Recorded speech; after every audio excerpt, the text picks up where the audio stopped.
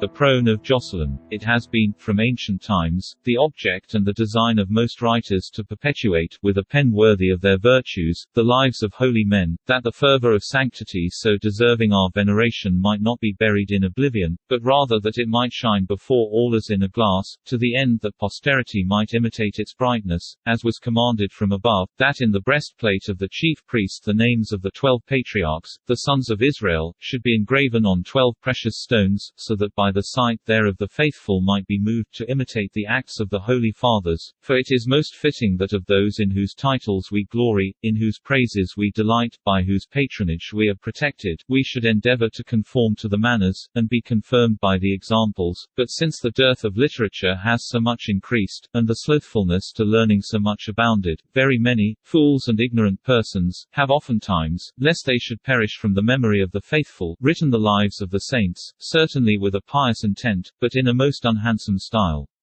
Wherefore, in reading the lives and acts of the saints composed in a rude manner or barbarous dialect, disgust is often excited, and not seldom tardiness of belief.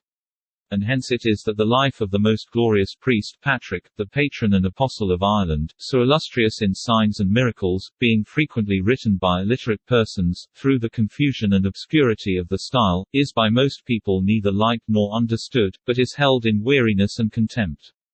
Charity therefore urging us, we will endeavour, by reducing them to order, to collect what are confused, when collected to compose them into a volume, and, when composed, to season them, if not with all the excellence of our language, at least with some of its elegance. To this our endeavour the instruction of the threefold instrument which is described to belong to the candlestick of the tabernacle giveth aid, for we find therein the tongs, the extinguisher, and the oil-cruse, which we must properly use, if, in describing the lives of the saints, who shone in the conversation and example like the candlestick before the Lord, we should labour to clear away the superfluous, extinguish the false, and illuminate the obscure, which, though by the devotion we have towards Saint Patrick we are bound to do, yet are we thereto enjoined by the commands of the Most Reverend Thomas, Archbishop of Armagh and Primate of all Ireland, and of Malachi, the Bishop of Down, and to these are added the request of John de Courcy, the most illustrious Prince of Ulidia, who is known to be the most especial admirer and honourer of Saint Patrick, and whom we think it most becoming to obey.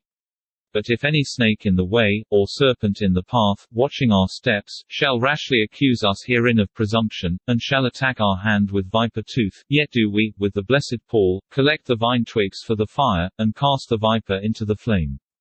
Wherefore, in describing the saints that sleep, which were the branches of the true vine, so that the minds of the faithful may be inflamed toward the love and belief of Christ, we little regard the tongue of the scorner and of the slanderer, for if we are to be judged of such, with the apostle setting them at small account, we commit all to the divine judgment.